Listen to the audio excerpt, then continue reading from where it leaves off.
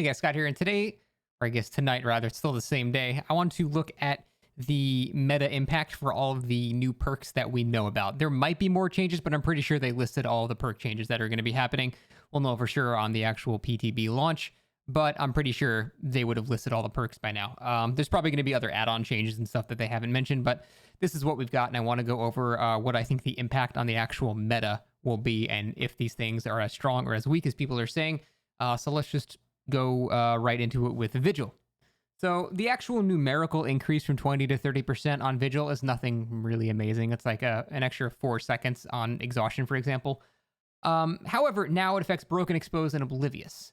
So this will not affect killers like Myers or Ghostface that have permanent exposed effects. It won't affect things like Noed because there's no duration associated with Noed. What it will affect is things like Make Your Choice, Starstruck, things like that. So in terms of dealing with those perks, it's kind of decent. One of the strongest things that there is like a Starstruck Agitation Nurse, right? And this will make it so your exposed duration is shortened by 30% when you get hit by Starstruck, which is actually pretty good because it's not really because of the fact that it's shorter. It's because the killer is going to have mismatched information.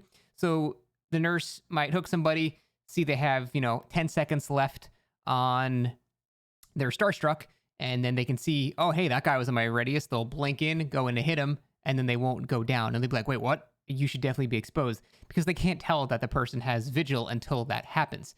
So this will make killers occasionally misjudge things if they're keeping track in their head or they're using the perk icons to track what the duration of their, status effect actually is. So for countering things like Make Your Choice and Starstruck, I think it's actually pretty nice. So if you think you're going against someone that's going to be using Starstruck, or you just really hate that perk, or you hate Make Your Choice, for example, I think this is actually a good perk. Is it meta, though? Well, the fact that Starstruck Agitation is arguably meta, especially on killers like Nurse, which are the best, I would argue Vigil has a medium impact on the actual meta. I don't think it's going to replace, the standard Survivor meta builds, but against certain killers with very strong setups involving mostly exposed, for example, I think this will see some decent use. So I'm going to say the impact on the meta for Vigil is a medium. It's not going to overtake the best by a long shot, but I don't think we'll not see it because of how strong it is against those certain builds that are prevalent in the highest level, like, Starstruck Agitation, things like that. So mostly just for that, to be honest. People don't use Make Your Choice that much anymore. I think really it's just a good Starstruck Agitation counter, and it's decently effective at that. Granted, it's only, we're talking like 5, 6, 7 seconds, so it's not that big of a deal, but it's something. Babysitter. I mean, see, the problem with Babysitter is most of the time when someone's unhooked, unless you're at the complete opposite end of the map, you can still see where they split apart once the actual unhook happens. And if you're not close enough for that, well, then this perk doesn't matter because you were not going to find the guy for 8 seconds anyway, so who cares? So this really only happens when the killer's near enough that this will have a value of you having no, scratch marks or blood or things like that. But they also need to be far enough away to where they can't just see you run away. So it's like this sort of like iffy in-between area where you have to be exactly at the right distance for this perk to have any value. And you also need to, just... most areas are pretty much open where a hook is. Like, the killer's going to be able to see where people split up, unless it's like an indoor map. The only time I can see this being actually very useful is like an indoor map where you're on the game or something and you see a unhook happen downstairs, and then they're able to run away without scratch marks or blood behind 15,000 walls. Then it's pretty useful. You won't be able to really track them there, but it's not good enough to overtake the meta at all. So no impact on the meta for Babysitter, or Guardian as it's called now. For the People is just not that great of a perk. I don't think I've, in a single time playing killer, I have never seen someone use For the People against me in an advantageous way. At the very best, it's usually just sort of like a 1-for-1 trade, and that's pretty much it. The only time this perk is useful is when the killer is slugging and chasing someone else. Because in that scenario, you might slug someone, find someone else, start chasing them, and then you have a situation where you can go and pick somebody up before the killer comes back. And in that, it's actually pretty useful. But think about that scenario situation. In that scenario, you basically have someone on the ground. You have someone waiting to afford the people save. You have someone else distracting the killer so he's not just picking the guy up. and no one's doing gens at this point. So you have to be in a pretty dire state for this to even be a situation that actually happens. But most people that I've seen use this, they just run, like, I'll down someone and a survivor will run up and just start healing them. And I go, oh, I wonder what's about to happen. I'll just wait half a second. They get picked up. I'll just lunge around the guy who'd use for the people and down the guy that I just downed. It never ends up actually really doing anything, but it is a fun perk. I actually really like doing it. I've been fucking around with dropping flashbangs so they turn around for the people and then you split off, but it really doesn't end up doing anything useful most of the time. And I don't think we're going to see any meta uses of this. Again, it's a very fun perk. I like using it, but meta, no, just because the broken status is 30 seconds less now. It doesn't change the fact that almost every time you use it, you're just trading with somebody else, which can be good if you're trying to save them from death hook, but for the most part, it's going to have low or no impact on meta at all. Retribution only used to make it oblivious if they cleanse a Del Totem. Now it works on Hex Totems as well, and they also buffed the aura reading duration by 50% from 10 to 15 seconds. That's pretty significant. 15 seconds of full team aura reading is nothing to scoff at. And, I forget the exact oblivious duration. It's pretty decent amount of time. It's like 40 seconds or something. If they cleanse a Del Totem is pretty heavy as well. Problem is, it just doesn't compare to Rune or Undying or Devour Hope. The other Hex perks are just simply better than Retribution. The effect is very nice, but it's just not as good as the other ones. So it's not going to be meta simply because there are other better Hex perks, and you can only run so many Hexes without doing a full totem build. If you're doing that, then sure, throw it on there and it's fine. But just due to the fact that there simply are better Hexes than Retribution, just the effect, it will not be meta. So low or no impact for that one as well. Blood Favor. This will now work with special attacks. Blood Favor is the perk when you hit somebody, it blocks all nearby pallets for 16 seconds. Or no, within 16 meters for... I forget the duration. It's not that long, though. The problem with Blood Favor, you can make all the wonderful changes to it that you want. The problem is that when you hit somebody, they're going to run away from you out of the 16-meter range before you can hit them. So all the nearby pallets that you just blocked, unless there's a bunch of survivors just circle jerking each other in the same area, it doesn't do anything unless the survivor plays terribly and just stays at the same loop after you hit them, which you should never do. So... other than a couple of niche scenarios where I could see maybe Huntress using this, because killers that can rapidly hit might get some use out of this. Like you hit someone as they're getting to a pallet right before they get there with a hatchet, and then they can't drop the pallet, and then, okay, that's maybe a little useful, but still, you just want to run away anyway. So the fact that you get the speed boost after getting hit and you run out of the range of Blood Favor just within the speed boost, it makes this perk not worth it. It was never good. Changing this to work on non-basic attacks is cool, and I'm sure we'll see some niche shit with it, but it's never going to be meta, so low or no impact as well.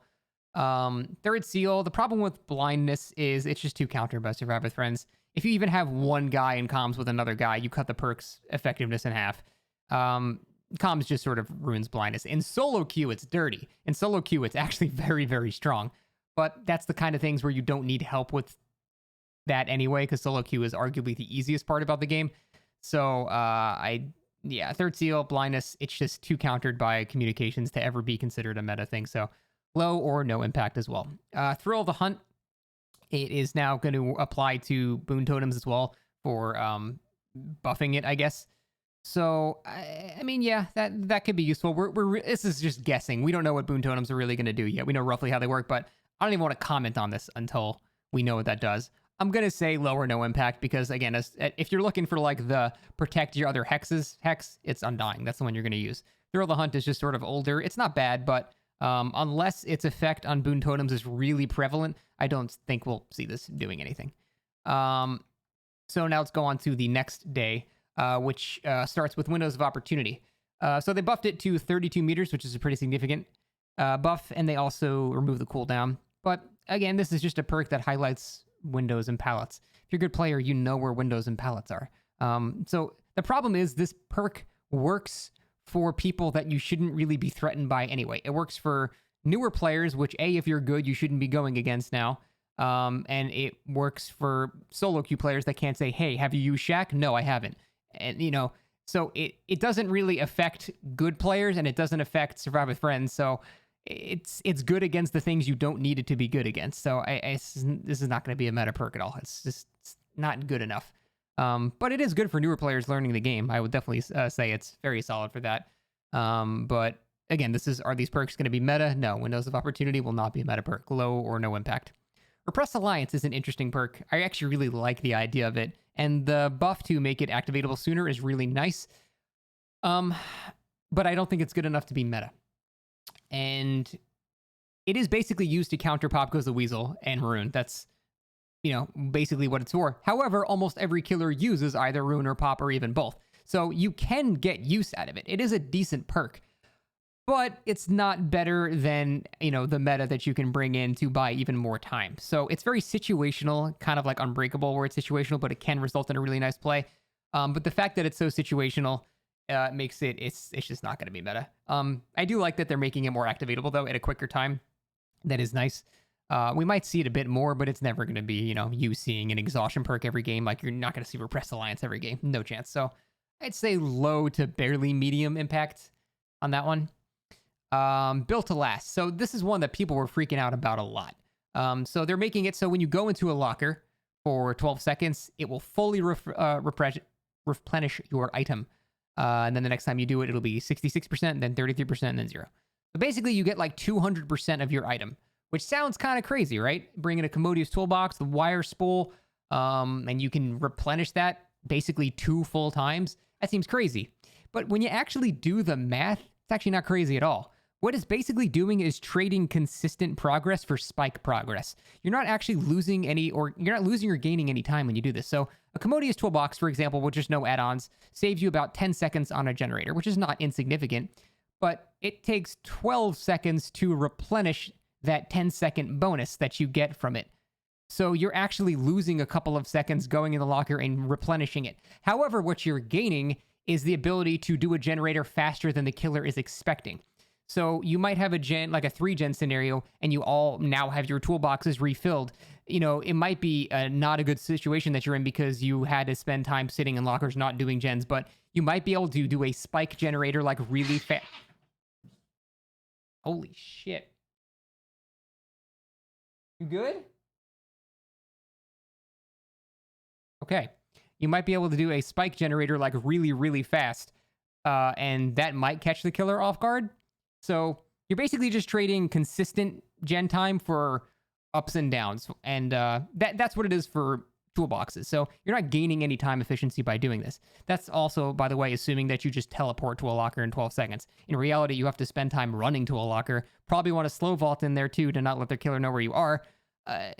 It's actually not as impactful as you would think when you actually do the numbers. Now, there's also people going like, okay, well, I can have a Ranger med kit with gel dressings, and I can have 73 trillion heals in a single match. It's like, okay, so do you need 73 trillion heals in a match? No, you're probably going to self-care yourself twice, maybe 3 times in a match, which you can already do with a stocked up Ranger medkit. You don't even need any perks for that. If you throw botany knowledge or streetwise or self-care or any of that, you can do the exact same thing without having to sit in a locker for 12 seconds. So it's just not as impactful as people think. I think this is going to see a lot of use for like a week. Then people will realize the time efficiency is actually less than if they didn't have the perk, and then they'll stop using it. So I'm actually going to say low or medium impact. Although I will say the original week that this comes out, it'll probably see a lot of use. But again, if you actually do the math on it, you're losing as much time as you're gaining. However, I will say there are a couple of niche things, like, for example, having a Blood Amber on a skeleton key and getting multiple chained uses of straight up wall hacks. That could be good. Replenishing flashlights, I don't give a shit about because I don't care about flashlights. They suck. Maps, I guess. But when do you burn a whole map too? Like, I don't know. It actually doesn't seem as crazy as people are freaking out about. I don't think Built to Last is going to be run past a week.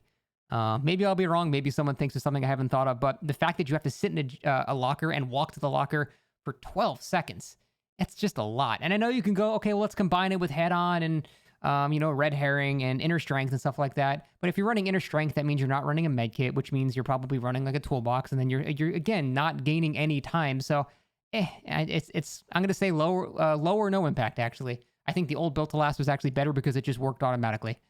This requires you to go out of the way and do nothing for a significant amount of time. So not worried about that perk at all. Any means necessary. It now highlights all drop palettes. I like that change. That's good. Any means necessary is kind of a meme niche perk. It's not terrible, but this makes it so you can see all the drop palettes where you can actually get value out of the perk. That's cool. Will it be meta? No. Most killers will have kicked the palette that you're trying to pick back up, or in the case of very unsafe palettes, a killer might leave it, but then it's an unsafe palette. It's just not very strong. So there are scenarios where it's useful. I'm not saying it's not a useful perk. It is. It's actually very fun too. But will it be meta? No. No Mither. No. Mindbreaker, also no. This blindness is essentially useless. The reason the exhaustion is good is because when you surprise a killer, when you surprise a survivor working on a generator and they run away, their exhaustion does not tick down, so they do not gain their exhaustion back. So if they have sprint burst or dead hard, if you're chasing them the whole time, they won't gain it back during that chase. That's very useful. Like 5 seconds of blindness is literally nothing. So that's pointless. But so no impact whatsoever. So really, it seems like the only ones that might see some decent use: Repressed Alliance, maybe. Vigil, maybe. Built to last for a little while, I'd imagine. And that's probably about it. So I don't think these perks are as impactful. People are freaking out on both sides. It's probably not going to overthrow your DS Unbreakable, Dead Hard, Adrenaline, Bar of Time. It's not going to overthrow those perks. You're still going to see that shit. In terms of the actual overall impact of the meta, overall, very minor, if any. That's just what I'm guessing, though. Could be different, maybe, but we'll see. That's it, guys. Thanks for watching. See you next time.